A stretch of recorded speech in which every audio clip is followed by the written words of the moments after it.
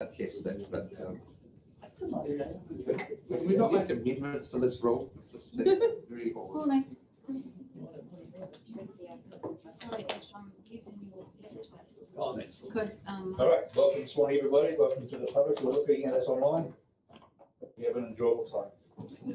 They can't see our expressions. I suppose. We have no apologies, and Mayor Ash has come back into the meeting after opening the massage parlour. what? Evidently this week. It's very cool. We have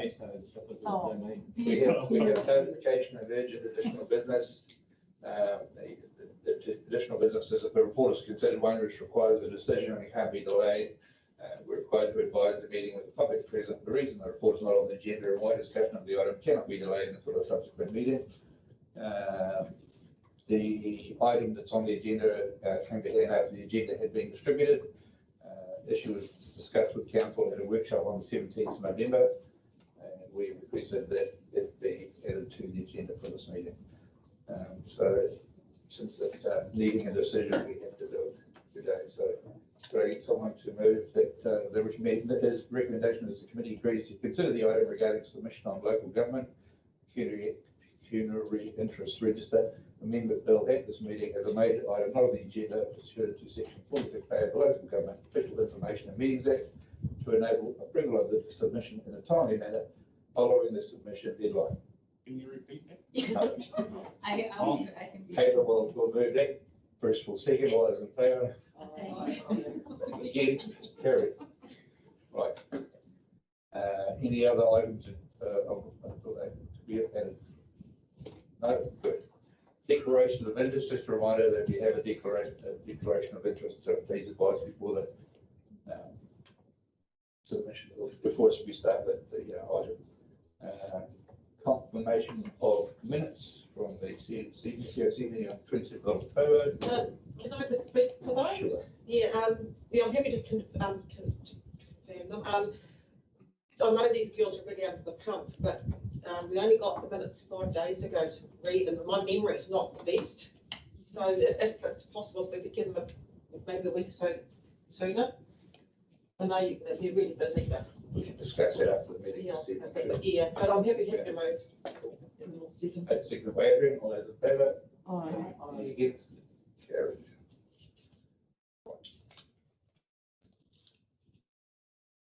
We'll move on to the late item. We'll do that first, and Niall's going to speak to it.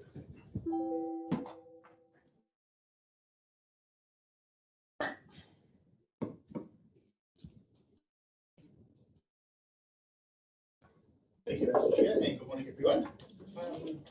So I'm just seeking today your approval to accept this late item onto your meeting agenda with respect to the submission on the local government pecuniary interest register amendment bill. And if you do that, then I can proceed to consider that. So perhaps if we just do that procedural thing first, and then we can consider this substantive item. We just did that. We said we were going to discuss it. Approved, we were going to discuss it. So attachment A is the draft submission. Niall approved on this. Yes, that's right. So essentially this came from your discussion at the workshop on Wednesday, and hopefully it captures the direction that you provided.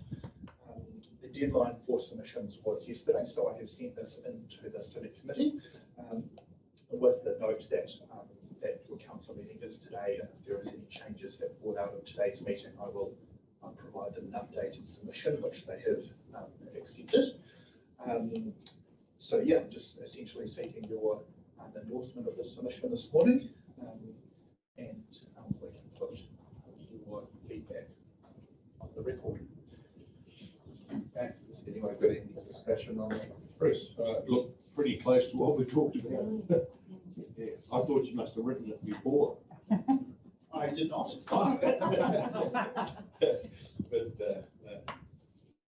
We'll get Bruce would like to move that, seconded by Russell. All those in favour?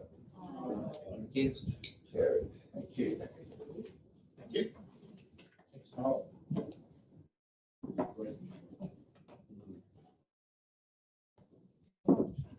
move on to the agenda proper. And we have Dennis. There is dog control annual report. Yes, good morning, Mr. Chair, councillors. I apologise, I hadn't intended to have Steve and Lisa here today. They usually come along, but unfortunately Steve's on leave for various reasons, and so it's just me today. So we are required to provide an annual report every year, and to publicise that report and make it available for people that want it. The Act sets out pretty much what we have to put in the report. So all of those things have been put in here, plus other bits and pieces. One comment I would make is that our timeframes have been better this year. We've got a new after-hours consultant, contractor, and they're doing great work. But I would also say that at the moment, the numbers of complaints are down and appear to be quite reduced. And whether that's a reflection of COVID and the fact that people are home with their dogs or looking after their dogs or walking them and doing all the other things, I'm not sure. But the number of complaints we're getting at the moment are certainly much better. So I don't know. Oh, look, the only other thing I would go to is in the last page, the dog numbers versus years. That's taken directly from the National Dog Database, the 31st of May each year. It's a time, and you may see that that differs from the other statistics that are put in there, but the statistics in June is a bit false because it's got some of last year, but some of the people that have come in and registered for the new year as well. So that's why they go back to the 31st, because that's pretty much the standard number of dogs that year. But you see there's a reasonable increase there, but not great. It's just a slow, steady climb. So I don't feel that we're in any position at the moment to require further staffing or further resources. And at the moment, we're meeting our requirements. So happy to take any questions. Questions of Dennis? what did you do with the goat? Curry for the update the other guy. I'm not sure that I should say that. I'm not sure who's listening, but actually the goat escaped from the pound, so we never saw it again. Which is fine because they are difficult to get rid of. Yes. That's like a great end to the story. All right. Thank you, Mr. So Dennis, so it costs about it cost us about $100,000. Is that what our policy is? Like, you know, that's how much should be going on to the general ratepayer, like, you know? Yes, that's pretty much exactly. I do that calculation. This year I haven't, normally remember I come to you as a council with the dog control fees. And I set out that process because the financial policy says 80-20. And I pretty much work exactly on that 80-20. This year I was required to put the information into the fees and charges, so I'm not coming to you to have that discussion. But yes, the budgets that have been put up and the fees and charges are pretty much based on that 80-20. The actual, and this is the difficulty I have and why I like to do it later on in the year rather than with the fees and charges, is because when you get the actual figures, they can change quite substantially throughout the year. And so you can sort of bend the fees a little bit one way or the other. But yeah, I try and base it on the 28-80-20. This year, of course, you might have noticed, and I don't know whether you've gone through fees and charges or not, I'm recommending a $2 increase and the base fee to just bring it up to that 28. Just on the dog exercise areas 2.3, 2.3.2 is exclusive dog exercise areas will not be provided. Yeah. So I guess is that current for this year and next year we might have an exclusive dog exercise area in both Taraha and Matamata. Yeah, so next year. Yeah, so that information comes directly from the bylaw, and to make any changes to that, you've got to go through a bylaw change, and that will come up in due course and be rectified along the way. James T. I was one panic before I actually move the thing. With the escape goat, that would mean the goat's on the land, would that be right? Yeah, anyway, sorry, you might need to think about that one. I'm happy to move the report, it's comprehensive, I'm happy with it, I'm happy to move it. Okay. Before we do that, we'll just let Russell have a say. Dennis, the fees you get, are they just from the impounding? There's no other fees charged if these infringement notices issued? So the fees are made up of the impoundments. That's usually around about 6,000 a year, I think. We also get income from fines. That's about 25,000 a year that we get from fines. And the rest is made up of dog registration fees. So you say fines, that's the infringement notices given to the. Yes. So that amounts up to it's about 25,000 a year, but a lot of that comes from previous years because we have a lot of people, of course, that are paying off their fines.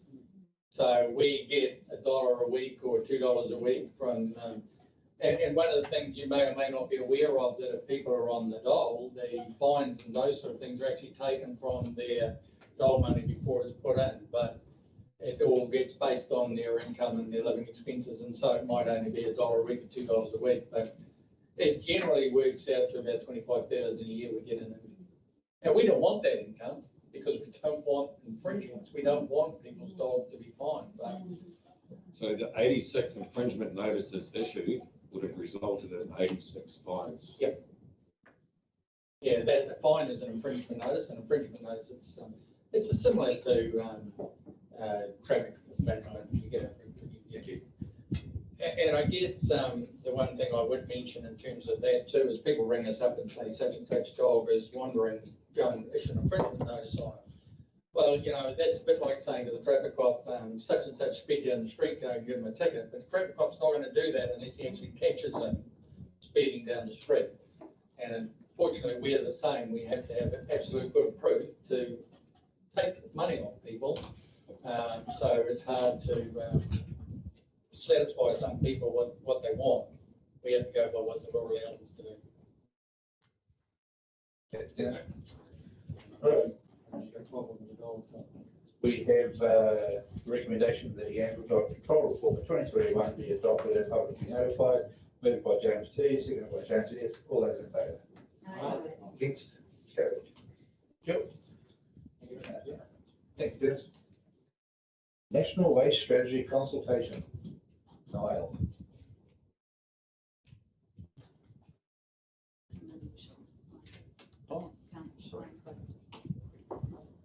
It's okay, your eyesight's so bad, I can see from a mile.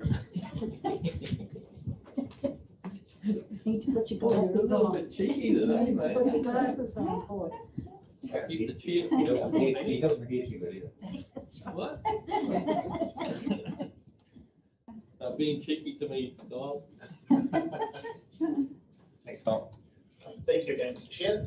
So, following the last working party, the solid waste working party meeting, the working party asked that this strategy, the national waste strategy, be brought to council for its information and consideration. I guess what it does is provide council a sense of where the government are going in terms of their thinking around the solid waste portfolio. So I've attached to your report the snapshot summary of the proposed waste strategy, which is currently open for submissions through to Friday, this Friday. And I've included a link there to the Ministry for the Environment website where you can go and access the full strategy. Included in the report, I've just included a couple of suggested thoughts around the strategy, and that you'll see that it picks up on a number of elements that the council has been discussing over the past few years, and things that are included in our current waste management and minimisation plan.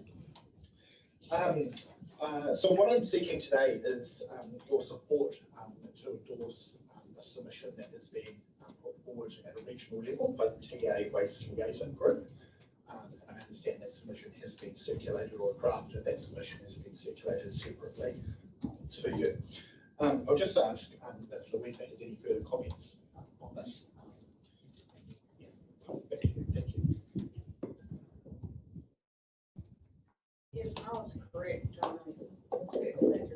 that's been formed with the Waikato and Eastern Bay County councils and Waikato Regional Council that pulled that together.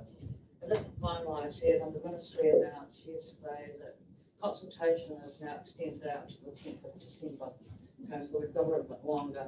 So this is not a final document, and as a result of democracy, we may or may not agree, but this is where, you know, all of the councils in the two districts can come together and agree to some things. So I think the important things are, there's going to be a lot of change, and I think that if you look on page 20 and 21 of this document, there's going to be quite a bit of extra resourcing there to do this. So we're calling for a round of funding for smaller TAs, because so far the metro cities have had substantial investment.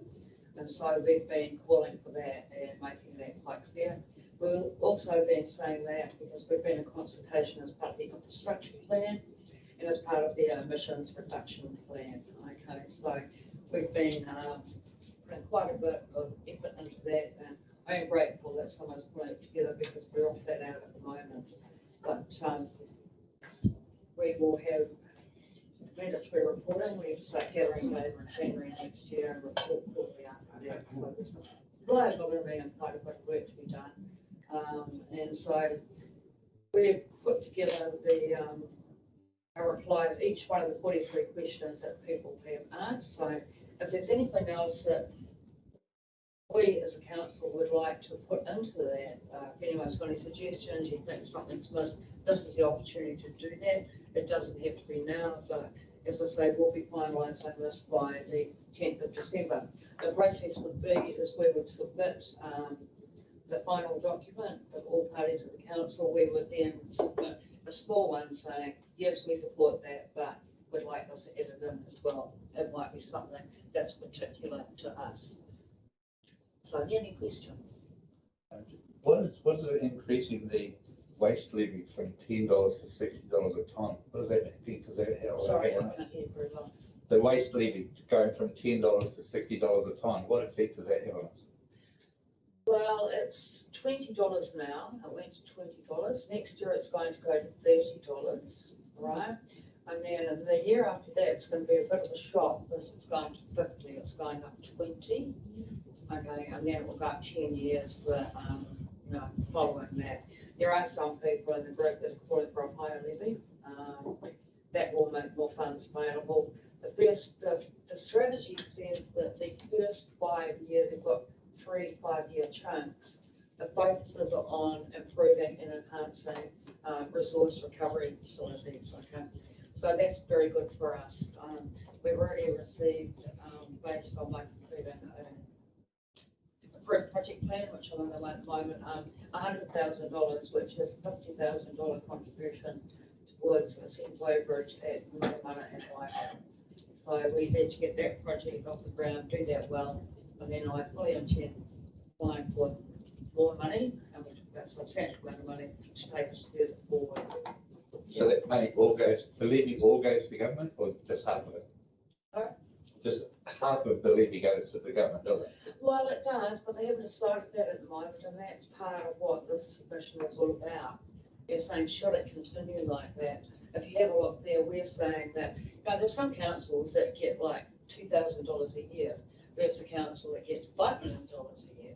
And they're saying that the council that gets, a couple of $100, we're talking about Chatham Island and small areas like Toolkit, there's very little that can be done with that amount of money. So we're calling for a minimum amount to be allocated, particularly to the smaller TAs that don't have the resource or the money to actually do that. So that is up for discussion, and that's one of the key points. Okay, so yes, because our levy contribution is now more than half what we charge at the gate fee. So 53% of the money we collect at the gate for repairs goes back to the government. It's going to go up. That'll go up when the levy goes up, obviously. Yeah, well, yeah. Yeah, so effectively, us as a council, we collect that money and pass it on. So we have to pass that on in our costs. That's the core of this. Yeah. There is at the moment it's 50%, and they're sticking with that at the moment. the other 50% that the government has goes into a waste minimised fund, that minimisation fund that businesses and charitable organisations can apply for infrastructure. And this is what's driving the increase in the levy, is to be able to invest in the infrastructure for us to divert more waste from landfill. But of course, this levy is charged to stuff going to landfill. As we reduce the money, as we reduce the tonnage to landfill, that fund will reduce. So this is and that's where the people that are ahead of the game, like a Poriki, who might be diverting a lot more waste, I don't know, I haven't had evidence to suggest that, but the councils that are managing to divert now are being impacted with their ability to use this levy funding. And this is the other thing with our contestable fund, that is from this levy funding as well, where for us as council, we have criteria of how we spend that money as well. Because So, the levy is paid based on population, okay, so they're saying is that the best way to do it as well. We're saying it might be better to allocate a minimum amount. The other issue is we're bringing the other class landfills in, so monofills, clean fills, all the other class of landfills. I don't think they've made a decision yet whether or not 50% of that will be allocated to TAs. They might run fence that and say that the levy money that goes to class one landfills is the one that's up there. They may decide to ring fence that and say that they want to improve those facilities and make funding available to them as well. It's very difficult to say everything is up for. It's a substantial. We're trying to work it as well as we can at the moment. It's definitely a substantial document. I was a little bit nervous when I read the words increasing regulations, centralisation, consultation and mandate all in the same document. I was like, oh my goodness, not another one, surely. Yeah. So a key observation from it is that, and Louisa has highlighted it around the resource for our council, is the requirement to, if they're going to put all this in place, is the impact it has, the consequence it has on our council to meet those requirements. That is the point that Louisa was making, and hence our increase in costing budgets. And the Litter Act has been integrated into the legislation as well. So, and I think they're doing that because there is some concern with rising costs that there will be an increase in illegal dumping. Right, so it's pretty tricky. So they will be integrated into one act. So what can I say? We will submit and then find out what comes out. They are saying that we should know by mid next year, but in the meantime, some aspects have been presented and have been passed into legislation. The reporting, the compliance, and all those sorts of things. Yeah. Any other questions? Yeah. So really what we're saying is, would you like to support this? You don't have to think about that now, but if there's something you think that is peculiar or particularly MPDC that we should emphasise, this is the opportunity to do that. Okay. And as I say, I think the main thing with the smaller councils in this group is if you want us to do all of this, we're going to need some financial assistance. That's really what it comes down to. Yeah. Because as it is at the moment, we can't resource what you're asking us to do. Yeah. Any other questions? No? I guess the only other thing I'd add is from the Solid Waste Working Party, that we discussed this, and rather than take the time, given the capacity in that department at the moment, rather than formulate our own submission, we decided that we would look at the TA Forum's submission and support that. That's probably the critical point here, is that we're not writing our own, we're actually aligning ourselves with our neighbouring councils. The ministry do like to see collaboration, and they're very well aware of this working group and the work that we're doing. And they would say that we're far ahead, particularly around data framework and things like that, where as two districts working together, we're far ahead of anywhere else in the country. So that's good. Okay. Yeah. That's the same. Yeah, no, I'm just happy to make a recommendation. I think that we certainly in the waste working group, we understood most of what they were trying to achieve, pushing us into a virtual cycle, challenge being around the resourcing of that and some of the options of doing that. So I'm happy to move the recommendation. Can I just before you do that, just in view of what Louisa was saying, that the TA Waste Liaison Group submission won't be finalised in some time, are you comfortable to just acknowledge that in the wording, that that's still in progress, so that when that submission goes in, it can be still supported by this council? Okay. So support of the draft submission by the TA Waste Liaison Group. So add the word draft before submission. That makes sense, doesn't That it? makes sense.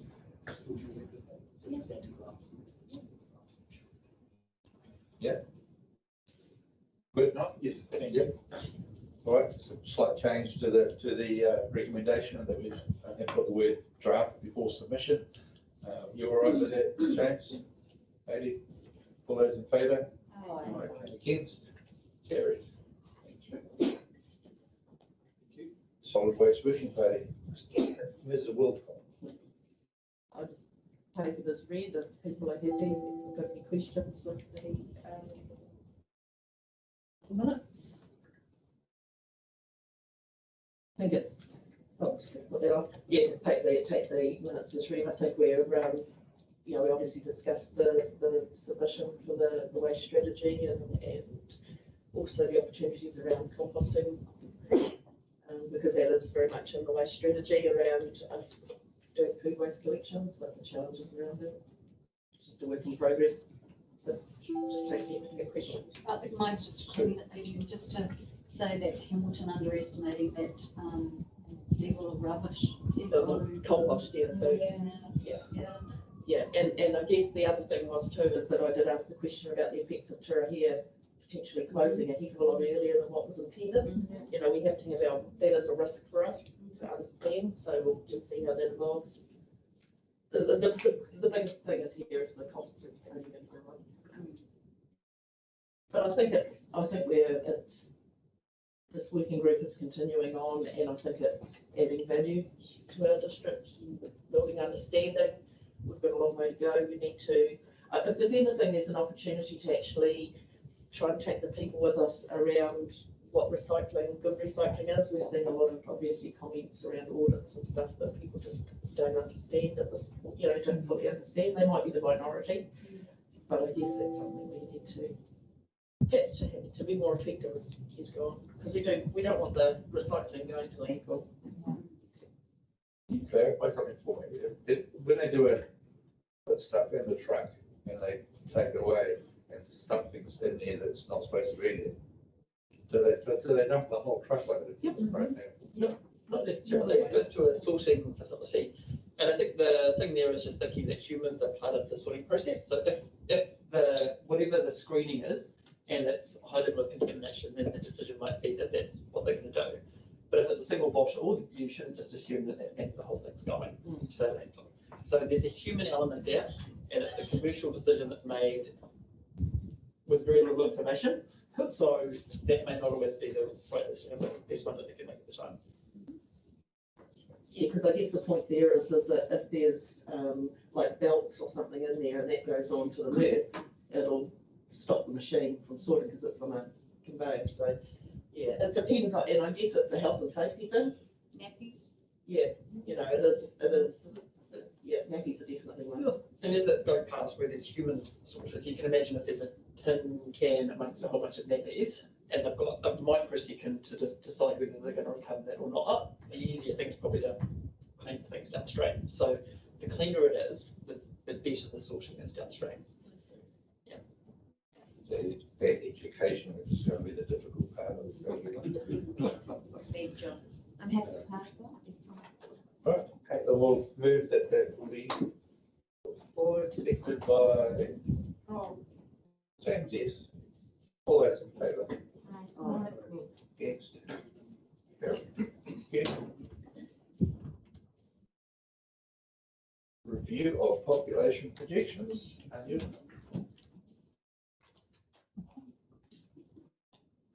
morning, councillors.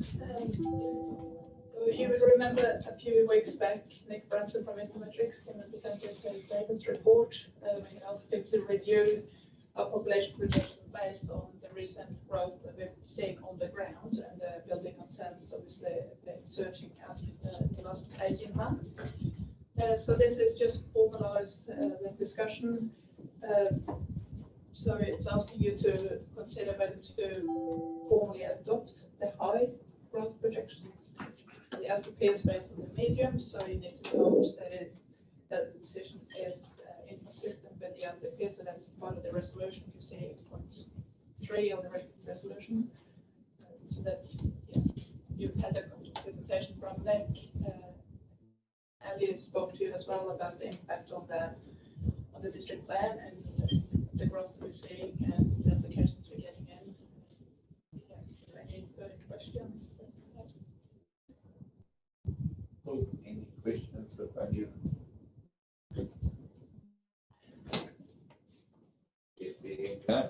Okay. Which way are we going to go? Are we going to receive the report, consider the revised recommendation, as set out of the 2021 metrics report, and adopt the high growth, or stay with medium? Or are we just going to make no changes at all and take the long-term plan to 21 to 31? Well, I think we should be adopting the high growth, because I think that's pretty obvious. For anyone that's taken a drive around our district, and these figures back it up really, and I still feel they conservative in their own right anyway, so. Can I just be reminded about how often we do these growth projections? We usually do them every 3 years to inform the LTP. It's usually one of the very first pieces of the LTP process. So we're meant to do the next one, go out for procurement this of next year, with adoption in 2023. But obviously there's so much going on at the moment. And they come to you this afternoon, still for you to approve, and obviously got that the SUD already. And so there's a lot of work happening in this space in terms of growth planning. It's always good to use the most recent and best information available at the time. Thank you. Just remind you as well about the legal opinion that I forwarded on to you yesterday. We confirmed that it does not trigger an LPPM. Yes, and going on from that and confirming what Neil's saying too, that you've got to drive around, and even the retirement village in Morrinsville, they've sold off the plan. You know, that, yeah, you should be looking at the high. It's just a no-brainer really. Any other comment? Yeah, would you like to move it? Yeah, that's B. Yeah, 2B, yeah, 1 and 2B. Maybe a second. Yeah, that's second. All those in favour? Yes. And you can move 3 as well then too. And we, Yeah. yes. Yes, no amendment to the long-term plan. Yeah. Okay. Cool, so you're okay to move that at the same time? Yes. Yeah. Cool. Yeah. Thank you. Safety and wellness challenge, Kate. Right behind me. No, she's at home. Perfect timing. You're right. You're right. We just, Yep. You're on. You're off straight away. Yeah. We're ahead of schedule by 6 minutes. So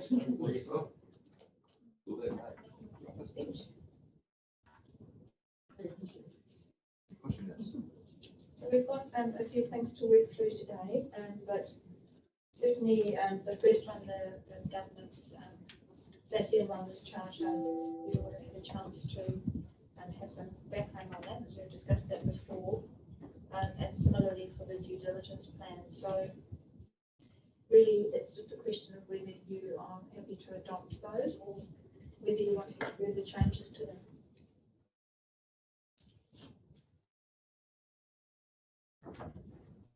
Thank you. Do you have any comments on that?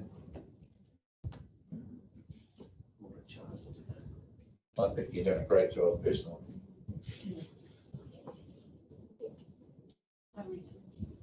Cool. So do we have someone who'd like to move the recommendation? Yes. Seconded by Sue. All in favour? Against? Carried. due diligence plan for November that we have reviewed the annual safety and wellness report and determined external audit requirements and confirmed the due diligence plan for the year ahead. So we've kind of already confirmed the due diligence plan. And of course, we'll look at the annual report shortly. So hopefully we'll be able to stay in step with that due diligence plan moving forward. But before we look at the annual report, I've got so many bits of paper here, I'll find the right one. Next, so we've got the monthly update from October. Great to have Elaine getting out and about and talking with our contractors. She seems to be doing a great job of engaging well with them and getting good feedback on that. So that's fantastic. And of course, the COVID information is probably a little bit outdated now, and that things are moving so fast in that area. And the second page there is focused on volunteers. So one of my team, Stacey, is the one who works primarily with volunteers, so she helped me to put that together.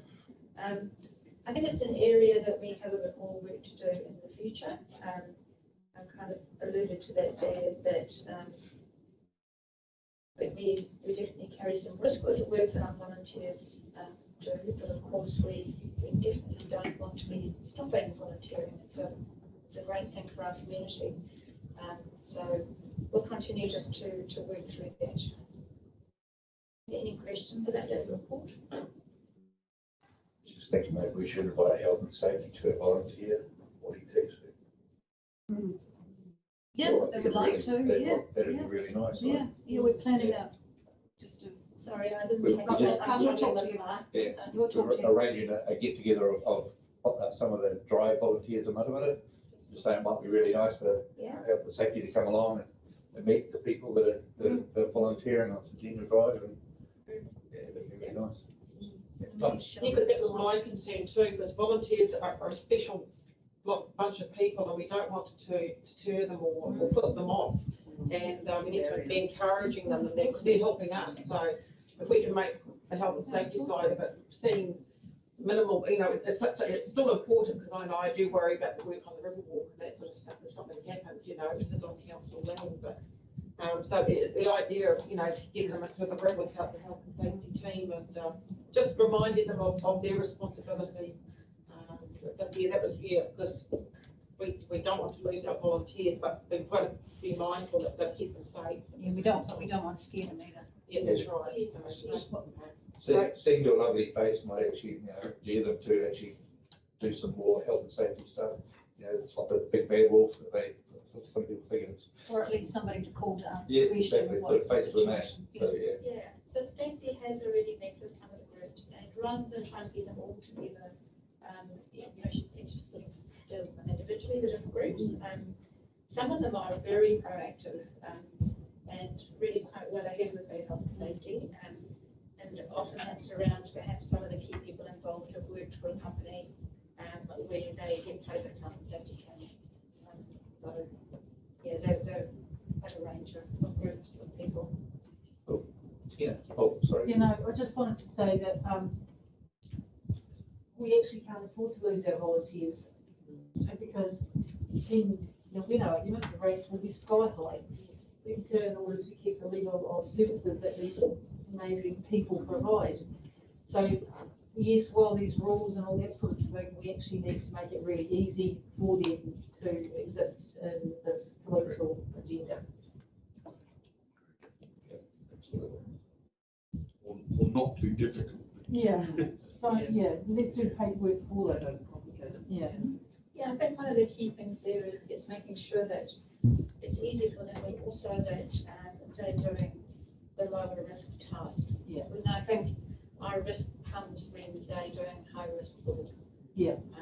So that we're certainly sort of trying to pull back on the higher risk, work at height, being up on the roof, tree felling, those kind of things. So, those are things that really, if the volunteer was going to undertake any of that, we really want to be sure that they had the training that we would require from a contractor or a member of staff, because essentially it's still work. I'm happy to move. Adrian moved October. the I'm happy to second that. Safety and Wellness Report for October 2021. You received. Received, yep. Moved Adrian, seconded by Donna. All those in favour? Okay. Yes. Truck problems. Carried. Thank you. And then we're on to the annual report. Um, Before I comment on it, did anybody have any questions about that? There's, I'm seeing some concerned faces here. Yeah, I think I'd just like to acknowledge the work that Louise has done with the transfer stations in the previous 12 months. I think that would have calmed your nerves a little bit, I would have assumed, Kate, with what, some of the work that's had to happen there to make our transfer stations safer, because there were a lot of hazards. Yes, indeed, there are. We have quite a few high critical risks in that space, and there's still work ongoing, particularly around traffic management. It's really difficult at those sites to adequately separate vehicles and people. And so we've actually engaged somebody external now to give us a bit of advice on that and work with us and the contractor, because it has to be workable for everybody. So I think there's, we'll probably hear more of that moving forward. So I guess one of the things that we tend to look at with an annual report is our lost time injury frequency rate, and we certainly focus on that less than we used to. But it's good to see that it's running pretty steady, and certainly we're not seeing any big increases at the moment, and same for medical treatment injuries. We certainly seem to be one or two teams who have had a higher incidence of lost time injuries, and those are both KDS teams, particularly the works and retech team. And their work physically is quite difficult, especially the manual handling aspect of it. So it's not entirely left field that that's where we're seeing higher injury rates. And if we go to section 4, the governance and leadership, you'll see at the bottom there I've made a comment about a plan for future assurance activity, and that's something that I would like us to discuss now. So in the past, we've had approximately every 2 years some sort of external assurance activity. So somebody external coming in and having a look at what we're doing. So my husband did that a couple of times, and then last year we had KPMG coming in doing a contract management audit in July. So I'm interested to hear what you would like to see for the coming year in terms of that. One option would be that we look at doing a Safe Plus audit. So a lot of organisations have had this and other councils have used it. It's a performance improvement toolkit that has been endorsed by WorkSafe and ACC and MB. And it looks at 3 key areas, so leadership, worker engagement and risk management. And there is the capacity to do it self-assessment online, but to be honest, the feedback I've heard on that isn't that positive. It's quite difficult to go through that process yourself. The other option is that we get an accredited auditor to come and do that audit for us, and we may choose not to do the whole organisation because that's a very big piece of work. We can choose a slice, so we could, for example, say that there's one particular area of the organisation that we want to focus on. Or one other way to do it is that we choose a particular critical risk and they audit that risk through the organisation. So I'm interested to hear what you think. Sounds like a no-brainer to me. We always look for improvement and ways to protect our staff. So yeah, I mean, as long as it's not going to cost us an arm or a leg.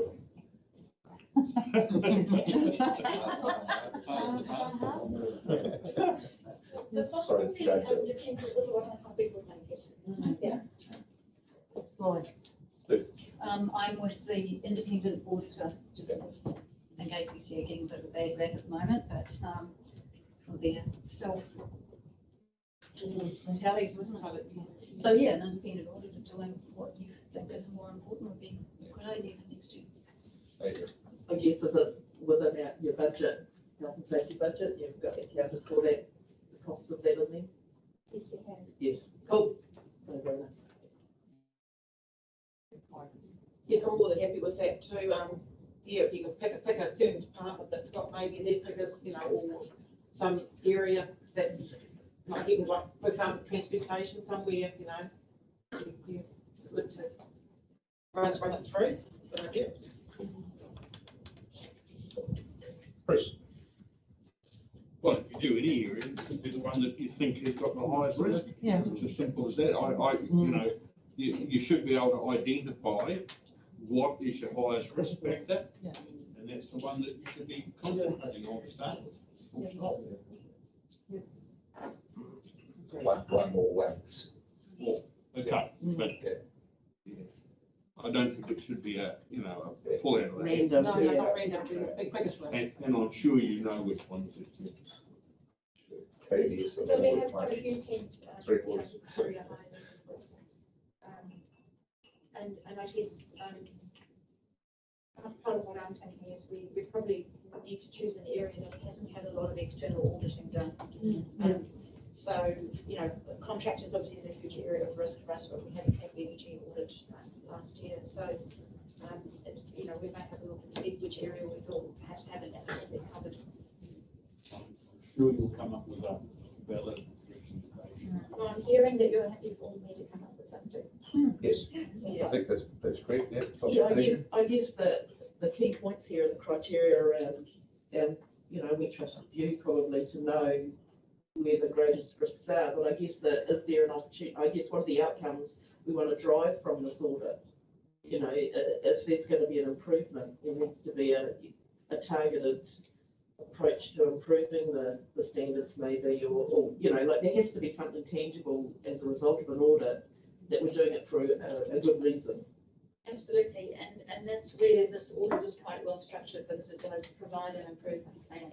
And that's a really good point. So I guess, again, it's a question of identifying an area where perhaps there isn't a very clear pathway yet for improvement, and that's often where perhaps there hasn't been external auditing. So I'll have a look at those different factors. That's really helpful. With it. Thank you. Anybody have anything else? Anything else? No. Someone like to move the recommendation that information be received, the annual safety and wellness report of 2021. Sue and Bruce, all those in favour? Aye. Against? Carried. Thanks, Kate. I think that's it. I think that's it. Yeah. Okay. Moving right along to the annual declarations of interest. Item number 8.3.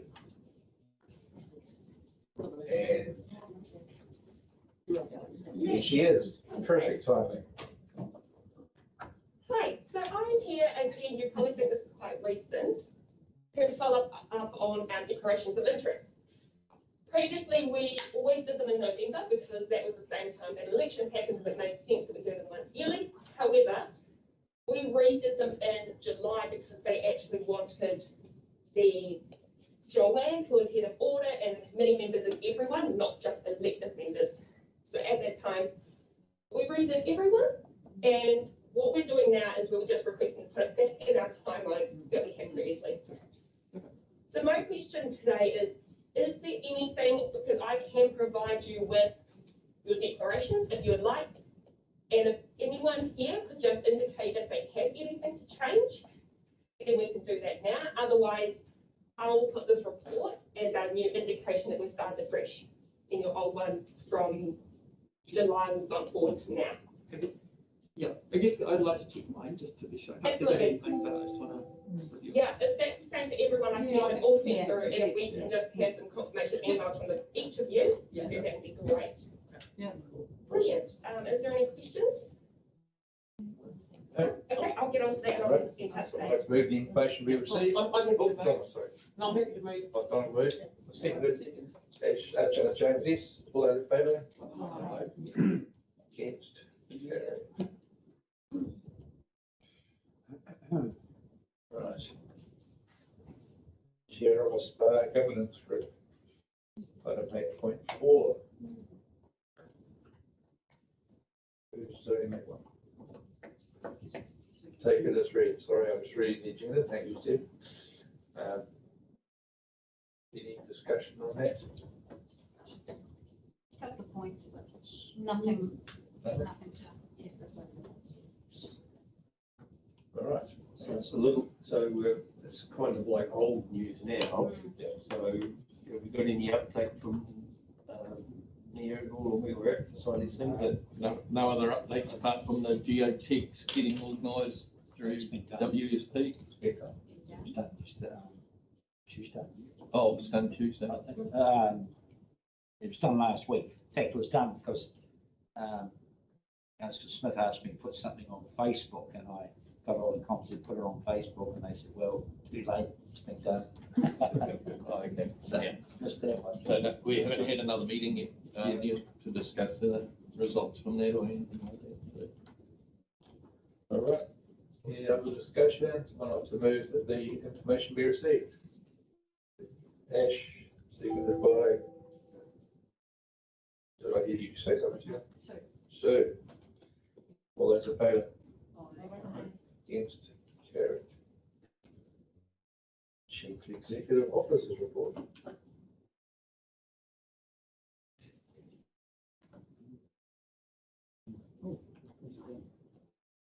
Separate.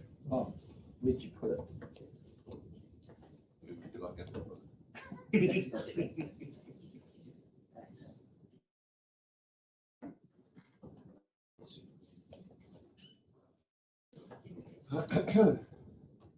Well, probably the more interesting stuff is going to be, it's not downloading from. It's going to be, we'll chat about this after the workshop, you know, report back on the estimates next year, and a couple of other things that we want to talk to this afternoon too. I thought it better in the workshop environment about COVID vaccinations and the policy work, and particularly the position that council may want to take with regard to COVID injection. So we'll have to work through that process. I can't think of anything else off the top of my head. What's this? This is not downloaded. Does everybody have It's a separate one on the hub.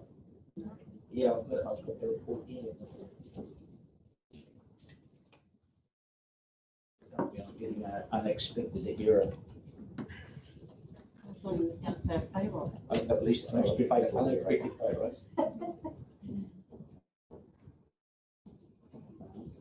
That's weird. well, that's what we need to.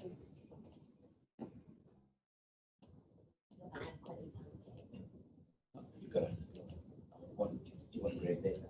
Yeah. So you can come and sit here and watch Ashes as well if you like, don't. Yeah. In fact, you don't have to go far.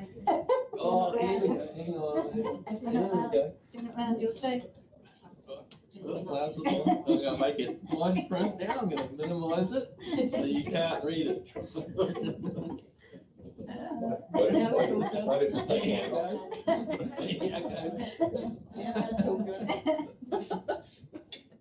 Sue's got a question on page 23. There we go.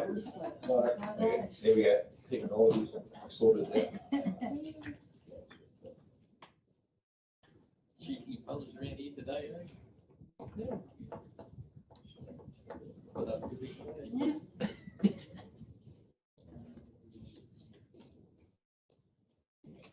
Through.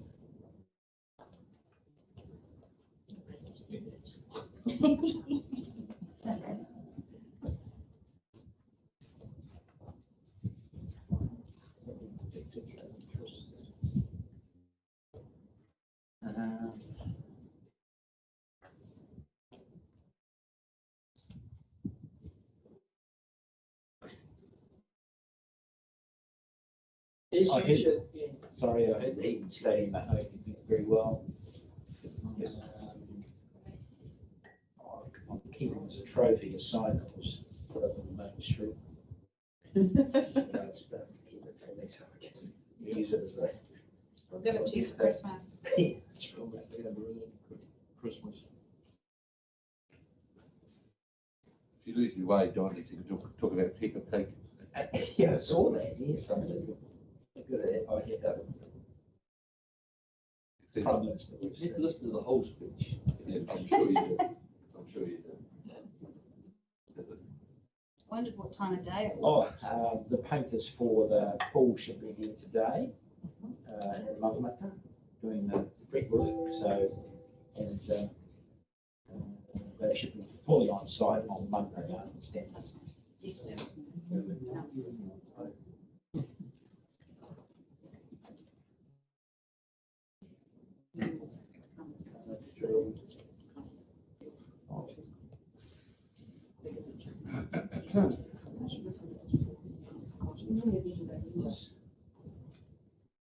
Thank you. What's the change with the mowing with the polo club job? Don't know. What was it by James? It just says under the mowing, there's been approach from the polo club of Morrisville for assistance in mowing the polo field. Price has been provided to the polo club this week. So the chap that's been doing it must not be doing it anymore.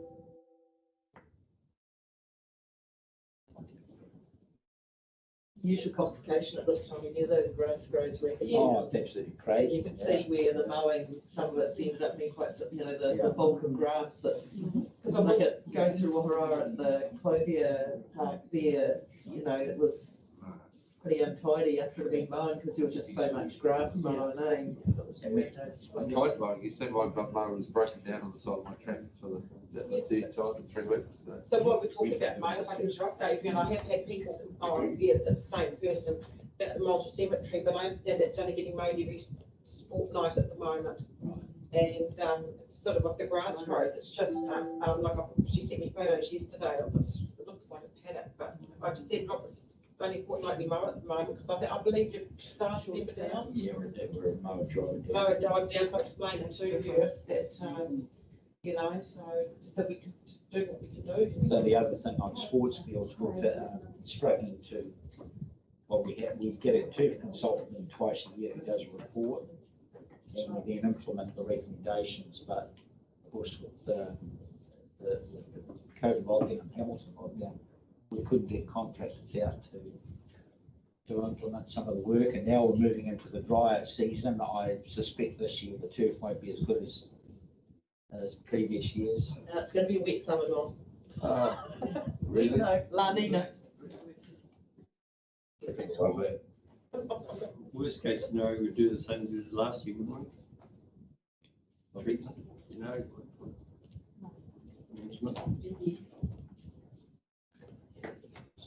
Sounds like Todd and Cameron are gonna get together and pull that up to Holland Park, or just Todd telling Cameron what they're gonna do.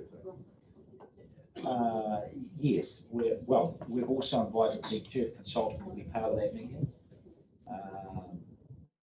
So that there's clarity around why they're recommending certain things, not other things.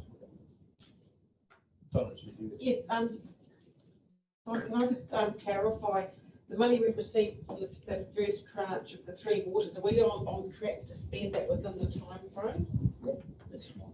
And is everything, are we getting enough workers to get the jobs done? I beg your pardon. Have we got enough staff to get those jobs done within the time frame? Well, we just say that we've got, a lot of it's out to contract, but yes, we're on track to spend that money. Okay, cool. Chris. I mentioned it last week, but the Tiara Hub boat ramp upgrade. Yep. It's mentioned under the Gilchrist Street traffic calming. Right, going out for tender early 22. I've followed up on that, yeah. It's going out with another job, which is why they referred to Gilchrist. Yeah, right. But I've said for it to go out to 10 before Christmas. Before Christmas? Yes, right. With a view to, there's about 3 weeks work there. And I was, the deadline is the March Motorhome Association gathering. So they understand. So they are quite aware of the timing requirement. They are very aware.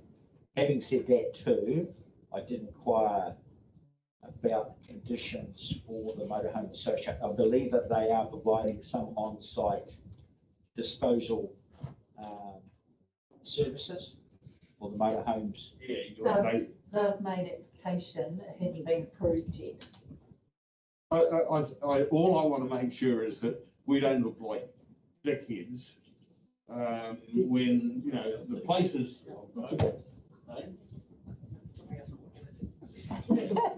Well, you know, this thing's been, when did you put our arms behind our back, Mr. Mayor, and what have you, to have the thing done? Yeah, 3-4 years ago. Oh, no, but, you know, months ago, right? And, you know, we'll get criticised if it doesn't get done before that show. No, I agree. Yes, what absolutely intent before Christmas. I don't think it was just the Motorhome Association weekend that we were getting it done for. No, It was just the dog's breakfast that needed to be done. Yeah. And I actually thought it was going to be done this side of Christmas. A little bit disappointed when I read the information last week to say that it's going out to tender and we could be held up by Levy even further. Yeah, well, that was the other thing, needing consent, which I hadn't appreciated, we needed consent. I don't think, my understanding is that's not too onerous, but that the putting it out to tender can run in parallel with resource consent application. But you don't need to do the one after the other. It was about 6 weeks ago, I had a meeting down there and was given a copy of the plan that was to be progressed through. So it's a little surprised that still hasn't been signed off as such from the resource consent. From the one that you sent out the other day. So it's the final plan was what I was given about 6 weeks ago. The construction drawings, well, I was told last week, were about 80% complete, not just the pictorial plan of the layout. And I believe that the resource consent was 50% complete as of last week. I made the point, well, you have to tender, you know, in parallel with resource consent application. I'm more than happy to emphasise again that the deadline is a March deadline, absolutely. It's going to be pretty embarrassing this festive season with the amount of, as soon as they open the floodgates in Auckland, we're going to have a huge amount of motorhomes down here. Unfortunately, I can't get it done before Christmas. But what I have asked for is the deadline was March, which, to be fair, we'd always, or at least I'd always had it in my mind that was, if you like, the go-for date. So just on the resource consents, unless we haven't got the list this month in here of what we've got, we're sort of a little bit, we received 32 and we granted 18. So I see we had a good chance to catch up the month before, but we've sort of gone behind again now. Yeah, look, honestly, the department's on his part. It was seriously. Yeah. And I don't make any, I'm quite candid, they're missing the sign off, some of the final inspections, we're struggling with those. So, I mean, are we, you know, like, so then it comes back to, you know, why do we need a resource consent like for the boat grant? Why just put, just doing it? I must have grown to a bigger beast than what I thought it was, just tidying it up down there where it already existed. You know, are we making rods for our own backs here? I mean, like, it might be because it's a reserve, I'm not sure, works on a reserve, I'll find out for you, I'll find out today, so I can report back this afternoon. It'd be interesting to know, because I mean, there's been a road down there, it's pretty much looked like it has for 56 years that I know of. So I do struggle with why we have to get a resource consent to, pretty much seal it and put a few bollards and stop people burning up the grass. Oh, I'll get planners and let's clarify. Yeah.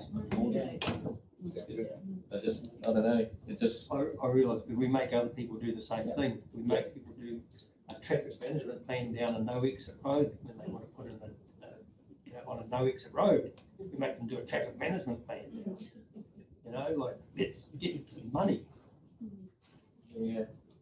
This is why even it costs so much. But, yeah, and Councillor Butch is right, that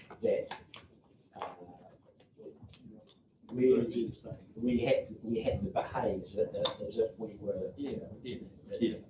But let's find out why it needed a resource consent. That's the.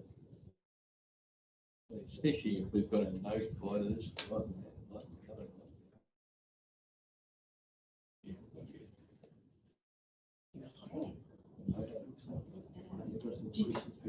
Do you have any indication of timeframes for the sale of Nauru Hall? Like it's with the property growth? Or any timeframes? No, I don't. I can find out for you.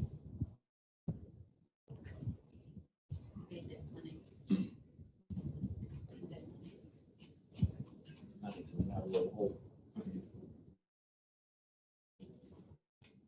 Well, it's an interesting note with the elderly pensioner housing, with getting them compliant to healthy homes, and the comment made some difficulty in arranging suitable times of tenants. That's a little bit frustrating when you're trying to be compliant and you're working in an environment where contractors are busy. You know, it's got to be done. So do they, and I see like Matamata's 50%, Tiara's 90%, Oracle's completed. Are they, they've got an end date for that to be up to date as well, to be fully compliant? When is the date? When is the final date? July? Is it July 22? Yeah. I did my work immediately. I could just Yeah. get the job done, because the closer you get to the date, the harder it is to find people to do the job. Yeah. And I'm assuming that's presumably what that's saying, is they're getting on and doing it. It's just a case of getting them through. So I presume it's just extractor fans in the bathrooms more than anything. Hopefully they've got, they've done the heat pumps. Yeah. Well, it says all units now have heat pumps, so it's just the extractor fans, which I guess would be bathroom, but it may be kitchen as well. There's a tenant. Have you had to do that in your house? Yeah. And I think I'm speaking like everybody in the room, absolutely thrilled on that the Riverwalk Environmental has started. Got a photo here. Great to see the photo. We've got a couple of photos. We broke down the barriers and went through the Chatfield farm, which is not recommended, there was Myers there. Ash and I on Friday afternoon, and took some photos there, so very impressive. It's real. It's real. So I spoke to, I'll talk about the after. Don, just a couple of questions about the, you've got something here, I read about the first tower handing over, don't want something, LTO, whatever LTO railway carriages, Historic Society no longer wish to own these assets. So what happens to them? So when are LTO railway carriages started? I don't know what the LTO stands for, but the railway carriages in behind, which used to house a model train, I think. They needed quite a bit of work to bring them up to scratch. And I think that's been going on for some years now. So obviously they've given up on that and just basically saying, well, we've got them up on and do what you like with them. So are they our responsibility? Normally licensed occupy LTO. Yeah, that would make sense. Licensed to occupy LTO, normally. They were looking pretty bad. I'd be really surprised if somebody's going to agree to take them away and dispose of them, and presumably, given that they're on our land, they'll ultimately end up being responsible for them. It's bring a metal for it to probably have to put an air contract. I think they're probably a trash, they're falling apart now. So I'll find out what the. And the same thing with the one above for the Scouts building over here, you know, do we own that or do they own it or what? Because I don't want, let's lock it down. No, we are. We are. Any more questions at all?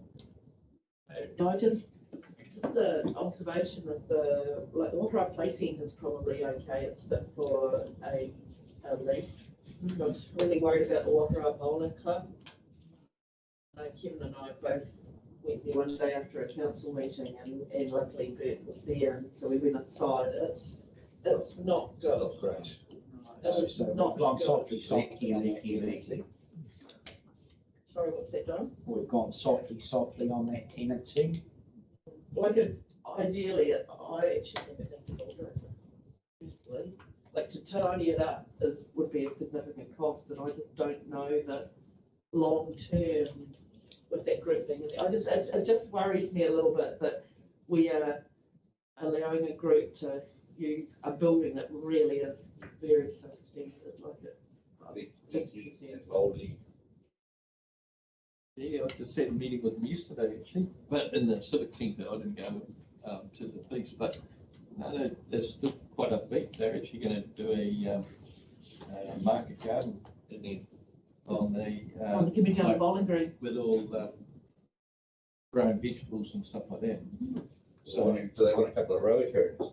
Yeah, cut down on the It's just the stuff like building. that, so. They need to do a hazard test first before they start. Yeah, those bowling greens are, the Yeah. soil. I think it's gonna be above the plug box type ones. Oh, okay, good. Yeah, they're not digging into it. Like, long term for that building, it'd be better to be demolished and a garage be put there or something, would be more functional than, but that's just a side issue.